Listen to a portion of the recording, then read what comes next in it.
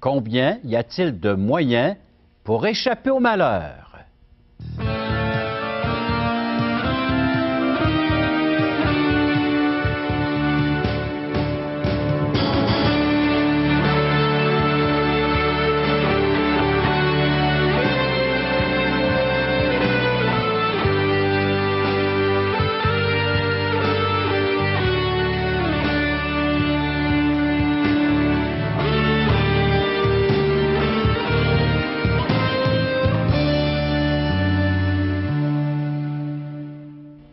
Chers amis, bonjour, bienvenue à l'émission Parole vivante. Vous allez à nouveau entendre le message de la Bible, le message de Dieu, sous diverses formes. Tout d'abord, un montage visuel qui a comme titre « Le seul chemin ». Combien y a-t-il de chemins pour nous éviter le malheur? Combien y a-t-il de chemins pour nous rendre dans la présence de Dieu? Restez à l'écoute, on va suivre ça avec ce visuel qui nous a été préparé. Ensuite, vous allez avoir des témoignages puissants, efficaces, auxquels vous pouvez vous identifier avec ces personnes qui viendront témoigner au fur et à mesure que cette série va être présentée et va s'en dire sur les ondes de cette station. Également sous forme de chants. Oui, il y a des chants qui accompagnent le message de l'Évangile. Il y a des gens qui sont doués, alors ils vont nous le faire par leur don, par la musique et par le chant. Ils vont nous interpréter la parole de Dieu. Tout ça, c'est une demi-heure bien remplie. Alors donc, vous êtes invités, il va sans dire également à nous écrire, à nous faire part de vos commentaires concernant cette émission qui a comme titre « Le seul chemin ». Quel est ce chemin? Bien, regardons ensemble ce que disent les Écritures sur le chemin qui mène au ciel. Vous allez retrouver ça dans l'Évangile selon Matthieu. Alors, c'est le premier livre du Nouveau Testament, chapitre 7, à partir du verset 13. « Entrez par la porte étroite ». Quelle invitation! Car large est la porte, spacieux le chemin qui mène à la perdition, et il y en a beaucoup qui entrent par là. Mais étroite est la porte, resserré le chemin qui mène à la vie, et il y en a peu qui les trouvent. La parole de Dieu nous place dans un carrefour et de faire un choix de route, de chemin. Un chemin large qui précise qui nous conduit à la perdition et un chemin étroit, un autre détail qui mène à la vie, à la véritable vie. C'est ce que vous allez voir sous forme de visuel, sous forme d'images, d'illustrations, le seul chemin. Vous allez rencontrer des personnages dans ce visuel tels qu'un prêtre, un athée, un savant, une dame, un riche. Et vous allez voir comment chacune de ces personnes vont réagir face à la présentation du seul chemin. L'illustration est un peu bizarre parce qu'il va falloir se mettre dans le contexte que les gens sont habités, ils sont sur une île, et puis l'île est en train de vivre un malheur, une catastrophe. L'île s'enfonce de plus en plus. Ils ne peuvent fuir le malheur, à l'exception d'un jeune homme qui arrive avec un bateau. Mais ces gens-là de l'île ne savent pas que le bois ou d'autres matières peuvent flotter. Alors, ce jeune homme va leur présenter la seule façon, le seul chemin pour éviter le malheur, c'est de monter à bord de ce bateau. Comment ces gens vont-ils réagir à cette invitation? Tout comme nous, face à celle que le Seigneur vient de nous faire, d'emprunter le chemin étroit, resserré, qui mène à la vie. Sommes-nous prêts à quitter le chemin large pour emprunter celui que le Seigneur nous indique? Allons voir du visuel, allons voir donc ces personnages et examinons. Vous allez voir que ça représente pas mal les êtres qui sont dans notre entourage et qui peuvent aussi nous représenter. On peut certainement se voir donc dans cette présentation. La Bible nous dit qu'il y a un seul chemin. Jean 14, verset 6. C'est Jésus lui-même qui a dit « Je suis le chemin, la vérité et la vie. Nul ne vient au Père que par moi. » Faisons place à la présentation et examinons ensemble quel est le chemin que Dieu nous invite à emprunter pour aller en sa présence. Parole vivante vous invite à participer à l'un des nombreux merveilleux déjeuners de l'espoir. Ces déjeuners ont lieu dans plusieurs restaurants réputés de la région et vous sont offerts gratuitement. Venez entendre le témoignage d'une vie transformée par la puissance de Dieu. Pour connaître les détails concernant l'endroit, la date et l'heure pour votre région, composez le 1-877-537-7647 ou notre site web www.espoir.ca.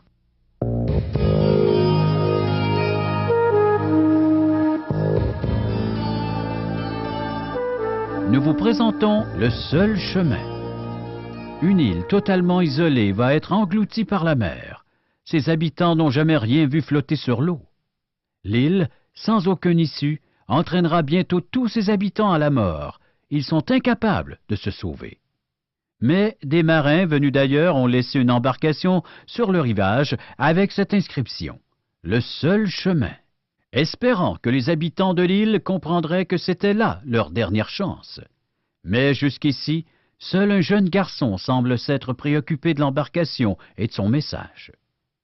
Nous sommes réunis en ce lieu saint, parce que nous croyons tous que de l'autre côté de cette mer, il y a une terre de refuge. Nous pouvons y parvenir par nos propres moyens. C'est pourquoi, aidons-nous et le ciel nous aidera. Non, non, j'ai trouvé un bien meilleur moyen. Il faut monter dans cette embarcation. Elle flotte sur l'eau. C'est le seul chemin. Nous avons pratiqué toute notre vie de cette façon. Si tu penses que nous allons changer après tant d'efforts, tu te trompes. C'est finir. Faut gagner son ciel. Tous les moyens sont bons. Il suffit d'y croire fermement. Il faut suivre la majorité, petit.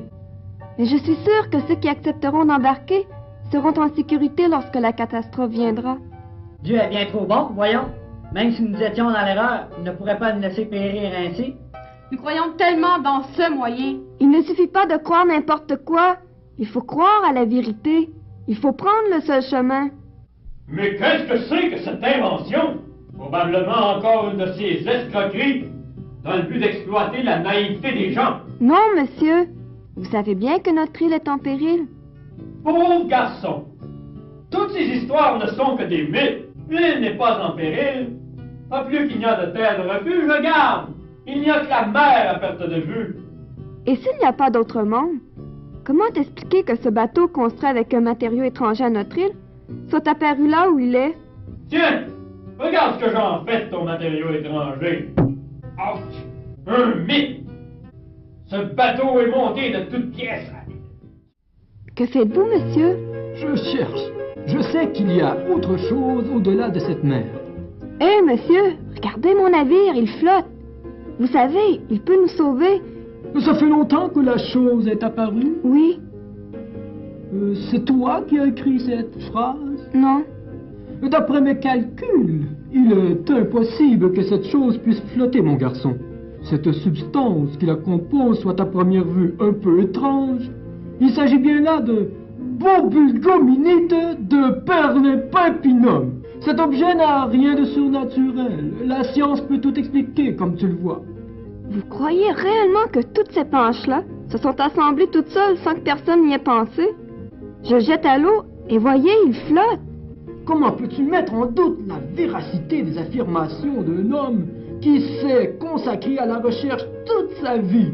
Je vous en prie, embarquez. Faites-en l'expérience et vous verrez qu'il flotte.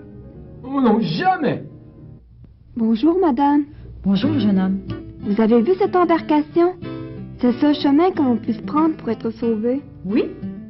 Quelqu'un est venu et nous a fait ce cadeau. C'est gratuit et tous ceux qui le veulent peuvent être sauvés par ce moyen. Vous aussi, madame, vous n'avez qu'à monter. C'est merveilleux. J'étais perdue. Et maintenant, ce moyen providentiel de salut m'est offert gratuitement. N'embarquez pas! C'est une farce, ça ne marche pas! On peut flotter, j'ai fait des calculs. C'est de la folie! Vous allez perdre votre vie là-dedans. Ils ont peut-être raison. Ces gens ont fait de longues études. Je me demande ce qu'en pense mon astrologue. Ces gens-là ne connaissent pas l'embarcation. Ils ne l'ont pas essayé. Ils ne peuvent savoir. Je vais y penser, Mais peut-être qu'il sera trop tard. Prenez cette embarcation, monsieur, car notre île est en péril. Ah, tu te trompes, mon petit! Je suis tout à fait en sécurité. Mais Je monsieur... n'ai aucun besoin d'une telle machine. Elle ne pourrait contenir qu'une faible partie de mes trésors. Au revoir. C'est le seul chemin, madame. Prenez-le et vous serez sauvés. Oh, mon enfant, si cette chose pouvait me sauver du malheur, je serais tellement heureuse. Elle le peut, madame. Il suffit d'y monter et vous serez en sécurité. Vous aurez le réconfort et la paix dont vous avez si besoin. Ce serait trop beau, si seulement j'avais le temps de l'essayer. Mais je suis bien trop occupée. Attendez, attendez. Je n'ai pas le temps, j'ai trop de soucis. Voyez cette embarcation? C'est le seul chemin qui nous a été donné par lequel nous puissions être sauvés. Embarquez. Le seul chemin? Regarde le nôtre. Il est plus grand et plus beau que ses vestiges. On peut en faire ce qu'on veut. On peut le changer quand il nous plaît plus. Il est fait à notre image. Ô grand bateau, tu es notre sauveur. Alléluia, alléluia. Dis-nous tes mystères, Dieu.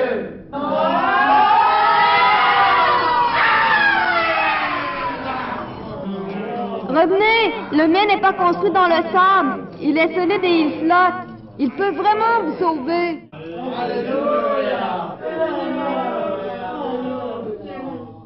Hé, monsieur, c'est ça le chemin. Oui, oui, j'ai vu. Vous pouvez être sauvé, monsieur. Oui, plus tard. J'ai autre chose à penser, laisse-moi passer. Comme s'il n'avait pas d'autres préoccupations plus importantes que mon salut. Hein? C'est ça le chemin, madame. Prenez-le et vous serez sauvé. Moi? Embarquer dans cette chose? Tu devrais le convertir en cinéma. Tu aurais beaucoup plus de succès. As-tu pensé à ce que les gens vont dire si j'embarque dans ton affaire? Madame, si vous suivez le monde, vous allez périr avec. Ne laissez pas tomber celui qui vous est offert. Quoi? Hé, les gars, c'est ça le chemin. Il peut vous sauver. Rien ne peut nous sauver. Nous n'en avons pas besoin. Nous sommes libres. Le seul chemin pour moi, c'est la moto. Voilà ce qu'on en fait, ton engin. Ha ha!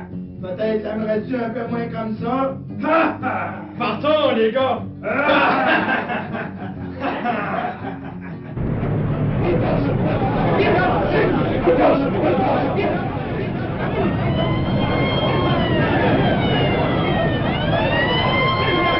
Attention! Restez calme! Le gouvernement est tout puissant! Croyez qu'il va vous sauver! Ouf, c'est terminé. Ah, enfin, j'ai eu peur. Venez, prenez le seul chemin avant qu'il ne soit trop tard. Regardez, il y en a un qui s'avance. N'êtes-vous pas tous aveugles? Nous serions sans espoir si quelqu'un n'avait pas laissé cette embarcation-là.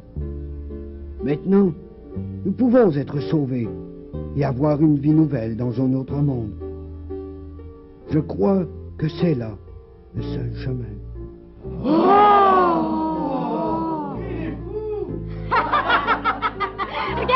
Regardez, il monte, ça va s'écrouler sûrement. Il y a encore de la place. Ne vous inquiétez pas de ce qu'on pensera de vous. Mais regardez plutôt au salut de votre vie. Allons-nous-en! On a perdu assez de temps ici. Tout est calme maintenant. On s'est affolé pour rien. Oui, rentrons. Et chacun rentre chez soi, comme d'habitude, comme si de rien n'était. On oublie bien vite ce qui s'est passé, pour retrouver sa fausse sécurité jusqu'au prochain tremblement de terre, et il sera trop tard peut-être. Heureusement, quelques-uns sont restés pour entendre la bonne nouvelle. Et vous, que feriez-vous? Chers amis, notre histoire se termine ici. Mais où se terminera la vôtre? Faisons un résumé de ce que nous venons de voir. Vous avez vu des gens habitant une île où les habitants sont perdus. Cette île, c'est notre monde en perdition. On va faire un parallèle. L'île perdue, un monde en perdition, dans lequel nous nous trouvons, chacun d'entre nous. La mer, si vous voulez bien, c'est cette distance infranchissable entre nous et Dieu. Et naturellement, cet horizon à perte de vue, c'est le ciel. Comment atteindre le ciel? Nous sommes tellement séparés de lui, tellement loin de lui. Et on a vu que le bateau, cette embarcation, c'est le seul moyen par lequel les gens de l'île pouvaient être sauvés de leur perdition. Et le seul unique moyen que Dieu nous offre aujourd'hui, c'est Jésus-Christ. Il faut monter à bord. Vous avez vu que seule une personne est montée à bord, à part le petit garçon. Il faut redevenir comme un enfant, nous dit les Saintes Écritures, avoir un cœur d'enfant, accepter ce que Dieu nous dit, y croire fermement, y mettre toute notre confiance entière. Dieu dit que nous sommes perdus et le seul moyen de salut, de délivrance, c'est Jésus-Christ. J'aimerais vous lire un texte des Saintes Écritures que nous retrouvons dans l'Évangile selon Jean, chapitre 5. Verset 39, c'est Jésus qui parle. Il parle à des gens religieux, il parle à des gens qui exerçaient, pratiquaient leur religion de leur temps. Il dit, vous sondez les Écritures. Les gens avaient une connaissance de la parole de Dieu. Certainement, la plupart de nos téléspectateurs, vous avez une connaissance des choses de Dieu. Vous les avez apprises dès votre jeune âge. Et peut-être que d'autres ont commencé à se documenter, à lire, à approfondir peut-être, à chercher les Saintes Écritures, à chercher une solution face aux problèmes dans lesquels nous vivons. Vous sondez les Écritures parce que vous pensez avoir en elles la vie éternelle. Ce sont elles qui rendent témoignage de moi, dit Jésus, et vous ne voulez pas venir à moi pour avoir la vie? Il faut plus que se documenter, il faut plus que de savoir les choses, il faut se les approprier. Oui, que je sache que je suis un être pécheur, comme la plupart vont le constater, nous sommes des êtres pécheurs, et c'est la réalité, parce que nos gestes le démontrent jour après jour dans notre quotidien, nous avons une nature pécheresse, alors nous commettons le péché, nous faisons le péché. Mais le Seigneur dit qu'il y a un autre moyen de vivre maintenant que celle-ci. Il faut refuser cette manière de vivre et accepter celle que Dieu nous offre. Les Saintes Écritures nous offrent cette autre vie. C'est une personne qui se manifeste, qui se fait connaître. Tout comme le bateau était le seul moyen de quitter cette île, le seul moyen de quitter ma vie pécheresse et cette nature pécheresse, c'est d'accepter ce que les Saintes Écritures m'offrent en la personne de Jésus. Cette autre vie, cette autre nature, cette nature qui ne pêche point, cette nature qui est sainte, qui est pure, Dieu me permet maintenant de pouvoir la saisir par la foi et de pouvoir vivre pleinement de cette nouvelle vie. Toi qui écoutes, toi qui es là, Dieu te parle. Dieu te demande de prendre et de saisir cette occasion qu'il t'est offerte aujourd'hui, d'accepter le don de la vie gratuite en la personne de Jésus-Christ. Tends la main vers ce Dieu qui te l'attend déjà depuis un bon nombre de fois et qui dit « Abandonne cette vie, accepte celle que je t'offre présentement. C'est gratuit. C'est un cadeau, nous dit les Saintes Écritures. La vie éternelle, c'est de connaître Jésus-Christ, c'est-à-dire d'expérimenter cette nouvelle vie, d'avoir une relation intime et personnelle avec lui. Il est vivant, il est prêt à intercéder pour toi, il est prêt à agir en ta faveur. Il n'y a qu'une chose à faire. Fais-lui confiance. Fais-lui entièrement confiance. Il te demande et il va intercéder pour toi à une condition que tu places ta confiance en lui.